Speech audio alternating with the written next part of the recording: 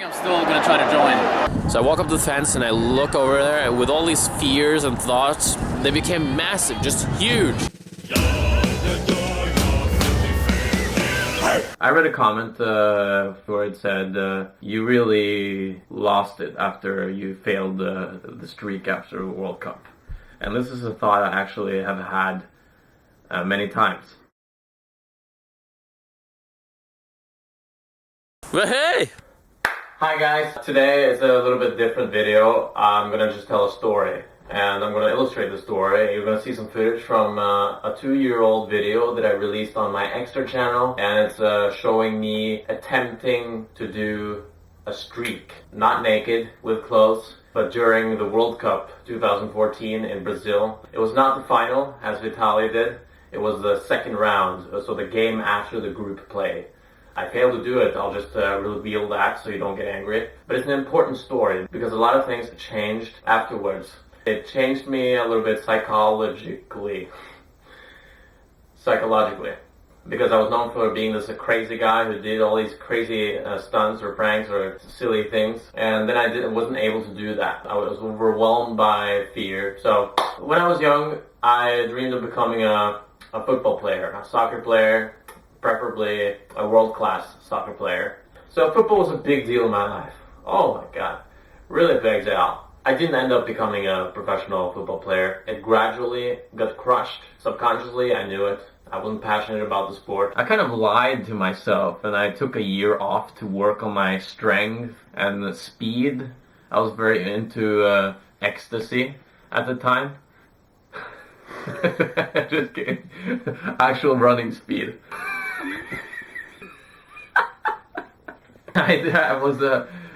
It was kind of hard to go out and practice when I was only thinking about becoming a star and not actually enjoy the process. Just never made it, man. But a few years later, I got into this YouTube thing, right? So I got this identity of being a crazy guy. And I like to challenge social fears, put pressure on myself, walk out in situations where it was a little bit dangerous and a little exciting, you know? How could I merge these two aspects? My dream, my repressed dream inside, screaming like a child, please become a soccer player. How could I make that sort of come true with what I was doing already?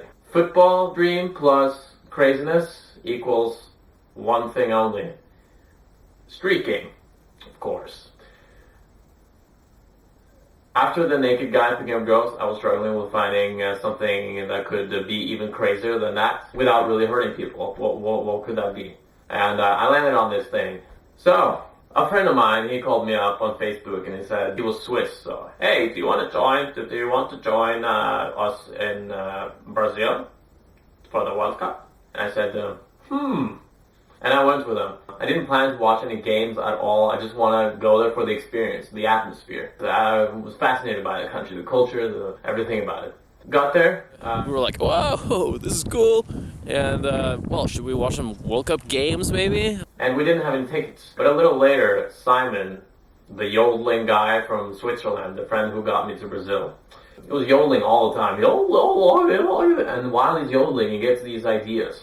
I think FIFA.com is releasing tickets to games. If you're really fast, you can get them. The tickets. He talks like that. Tickets. And he said that so many times. Tickets. So, he was on this website waiting for tickets to get released. Tickets. And then this game, and this was fake. This was kind of freaky. Second round, okay? The game after the group play. USA against Belgium is open up. And on the ticket, it said, first row. And then it just went up like a lightning strike to me. Like a huge, like this is probably what happened to Einstein when he invented the car. Okay, first row. World Cup. USA, and probably USA's last game. And then ended up being the last game for USA. I was basically cheering for USA, I guess, during the World Cup. Norway had no chance of getting there to the World Cup. I thought this was fate. I'm definitely gonna streak. God damn it. Oh yeah, finally! Should I do it, guys? Should I do it? And We did it! We bought the tickets, flew 3, 4, 5 hours from Sao Paulo to Salvador, beautiful city up in the north there. And the game was the next day after we came. So the next day did come, and well, it didn't come like that. Okay, stop thinking like that, alright? Okay, stop. So the next day came, I had already committed verbally to Simon, to, you know, the yodeling guy. I was gonna streak. I'm gonna streak, man. Because I knew that if I socially committed to someone, it would be much more likely that I would do the thing, because you're putting pressure on yourself. Very good way to get things done. But the anxiety just kept coming. I mean, it was an overwhelming amount of anxiety, nervousness, excitement. There's no difference on those feelings. They're pretty much the same thing, and just different ways of looking at them. But I apparently looked at it in a dark. I felt dark, just like a dark ghost, like walking into a dark hole. It was not that bad. There are worse things in life. But I felt very anxious and scared and excited. Will I really do this? I told these guys. I also contacted Luke. Gold Jacket Luke. I also asked Shogo Garcia, who was a lawyer. He actually streaked his high school graduation on Madison Square Garden, and he did it naked, and he was a lawyer. And he said, go for it, man. And so, yes, I committed to all these people, and damn, I felt very eaten by all these thoughts and fears. The thoughts were really big. Do I really want to get prisoned in this country here? I've heard stories, okay, the scary stories about Europeans who have been prisoned in South America and had a really bad time there, or been really fucked. Will I be welcome in the US anymore? Will I get stopped at the border for just being arrested at a sports event? And I was looking for security guards. Hey, and I took myself out of it, so I asked them, hey, I know of a guy who is thinking about streaking, and what will happen if he does that? And I didn't get any help from a security guard. He just frowned and just wanted to know where the hell this guy was. So I just had to shake him off. And we found our seats. And there were no seats available in the first row where we thought we were. And we figured that, it wasn't the first row. It was on the first row, but on the second floor on the stadium, so that was a bummer. So that kind of took the universal spirit, the freaky energy from it, the magic. Like, oh, maybe it isn't fake then. It makes it a little bit harder than if you can wait the whole game for the security guard and you don't feel suspected. So that took a little bit juice out of it. But I still knew that it was possible. I didn't see this as an excuse. I do it now when I tell the story, but in that moment, I thought, no, that's not a good excuse. But the fear became bigger.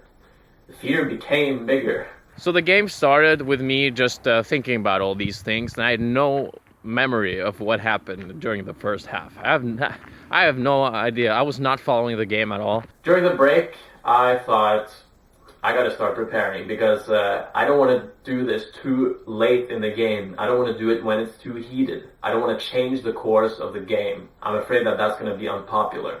So I chugged a glass of beer. I guess that was my preparation. And the second half started, and Simon was like, time is ticking. I knew that I had to do it soon. So about in the 60th minute, I told Simon, here's how to zoom in, record the whole thing. I think it'll be better if you film from here. Yeah, probably. I'll be ready. And I walked down. The anxiety came big, the thoughts, whoa, big war. 50 million people probably watching, 50,000 there on the stadium alone, and then professional soccer players who I would seek approval of when I was younger. You know, all that stuff came to the surface while I was walking down there. And there was a staircase down from the second floor to the first floor, and then from the first floor to the fence surrounding the field. So I looked down there, and there were a security guard in the middle of the staircase, and then another security guard, of course, guarding outside of the fence. And when I was walking down there, I felt like I was really suspected by both these security guards, and probably everyone else are looking at me, and they probably can feel it, what I'm gonna do.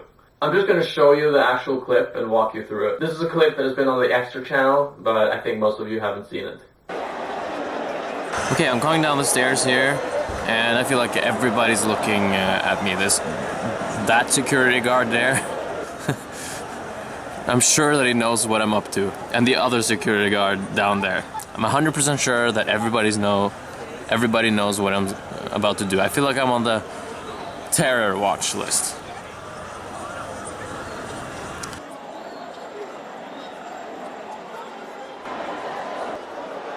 Had to turn around. I'm trying to time this because I want to be where the ball is so that I get air time, so that I get featured live, you know. And coming down again, second time. Nope, no opportunity there either. Kind of pretending that I'm looking for a seat. Oh, where's my seat? I thought I was sitting here. Am I not sitting here?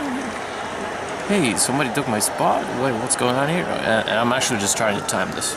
At least over 50 million people are watching, maybe 100. Third time coming down again. I'm doing this so that I have already speed when I'm jumping. They're not cheering for me. There. Now I decided to take a seat, just to wait the while it takes for the ball to approach the goal we are behind, and when the ball is near there, I should be out there. I'm sitting here for about 5 minutes. Almost something happened there. Almost something happening there. Deciding to walk out because I can't just sit there. That was the second row. I had no chance to break in from there. Doing the same thing over again. Turning around. Now I just feel like I'm on the terror watch list. Walking down here. I feel so suspected. I was so anxious at this point. The fear was just overwhelming. The thoughts became bigger and bigger. And am I really gonna do this? I couldn't believe it. And now was the perfect opportunity. The ball was approaching Tim Howard. And now I reach for the fence. So I walk up to the fence and I look over there. With all these fears and thoughts, they became massive, just huge. Will I ruin the game? What's going on? Should I really do this? And then I discovered this new jump that I had to make because there was a fall there. I touched it, I looked over it, and then I realized, no, not today, I can't do this. And I'm deciding to run up again, kind of relieved and repressing all the disappointment I'm about that. And you can see this guy, he had no idea what was going on when you look at his face. I backed out, and that sucked. And when I was about to jump, I saw this field here. Like here, I can see how easy it would be. Yeah, you can easily make the jump. Yeah. Come on. That's Easily. From here. Why didn't you jump? What's that? I was afraid, man. I was afraid. Were you here? Were you sitting here? I was sitting behind. So I backed out, and that was a big bummer. So all that anxiety that I had beforehand turned into disappointment. I even got sick from all the stress. But the sickness went over, and I was over it. But 10, 12 days afterwards, the final was between Germany and Argentina. I watched the final in town on a big screen, and when I come home, I upload this footage that you just saw here on my extra channel. And 5 minutes after I uploaded it, I saw the name Vitaly thrown here and there. You know, Vitaly, the YouTuber. What is going on here? And I had a hunch because I knew that he was going to the World Cup final. So I typed in Vitaly's Facebook page, and there I saw a big picture of him running away from security guards with natural-born pranksters stretched over his torso, and Argentinian and German players, stars in the background, and then like thousands and thousands of people behind there. It was pretty spectacular, and then it all came out like, wow. And I just could not believe it. It was so overwhelming. What? And all these mixed feelings of admiration and jealousy were just battling in my head. I just couldn't believe it. I was at the same time I was proud that I was a part of that community. You know, there are not that many people in the prankster community, and especially not then. And then being a prankster was cool. and now it's not so much. But I went to bed that night not believing that he did it, and he did the final. I was struggling with doing the second round. I just took off my hat. I was just like, I just bowed. So that punched my ego. So this went through my head, and I was proud of complaining to my friend in that house that Vitaly did it, man. But I was doing this to get the attention of my friend, you know, more pride. And that took a couple of days of processing. I was very inspired by this, and at the same time, this was so much bigger. And I just felt, oh man, I suck. This is the final. Somebody else from the community did it in the final, and I couldn't even do it in the second round. So I became more disappointed that I backed out there. I wonder how it would be if I actually did it in the second round, feeling proud, and then seeing Vitaly do it in the final. I wonder what that would do with me. And after that, I think that did a lot with me, because I knew now that I found my limit. And that's, of course, just a mental limit I set for myself. It's not true. I could have done it. But something changed in me after that. I stopped doing crazy videos because I felt like, what would I do now? I think I had that identity crushed a little bit. The crazy, being a crazy guy. I thought I was the shit, and now I just thought I was a fart. And this is 2.5 years ago, so I was a little more insecure, and I was very driven by the ego or the identity of being a crazy guy. And I liked that, because I wasn't like that. I was not doing things like that when I was younger. I was always the guy who didn't dare to join people. I was never doing a prank in the classroom. But it went a little bit downhill with YouTube, the work I did. I don't think that has anything to do with a streak directly, but I went on a deep inner search, which I'm very happy about having done. I'm telling the story to give you something interesting. It was an important story for me, as the dream, childhood, all of that is like mixed into this. Sometimes fear wins. Sometimes rationality wins as well, or irrationality. And sometimes you don't know which one is which one. And during the World Cup, I got an idea. It's not a normal streak, it's playing on a joke that has to do with a football player. He's very good, and it's a he. It's not a women's soccer player. I feel like that's the next challenge for me. I just can't get it out of the head. That's the stunt that is blinking the most. I'm not going to force myself to do it, but if it feels right, I'm going to do it. I could fail at that too, but I just wanted to share that. Good. I hope you enjoyed listening, and this was a very different video. Let me know what you think in the comments. I really miss California. I think about it every day. It's taking over my dreams. It's everywhere. I'm mentally living in California right now.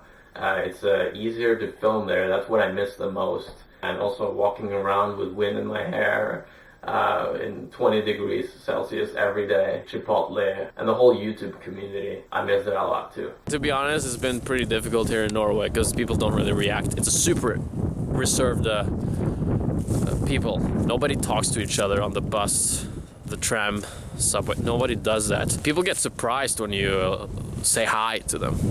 They don't know what to do. So we have to film like 3, 4, 5 times more than we do on a college campus in the US. So I have decided to go back to the States in January. Thanks for watching this new weird video, and I'll see you in the next video. Dislike, unsubscribe, and find my password and delete my channel. That's my call to action. Bye! Bye! Yo quiero Passar spaghetti, trissa sua bunda, e depois comer. So here we got Fred playing with these guys. And then we have another one. Hey, what the fuck? They're twins.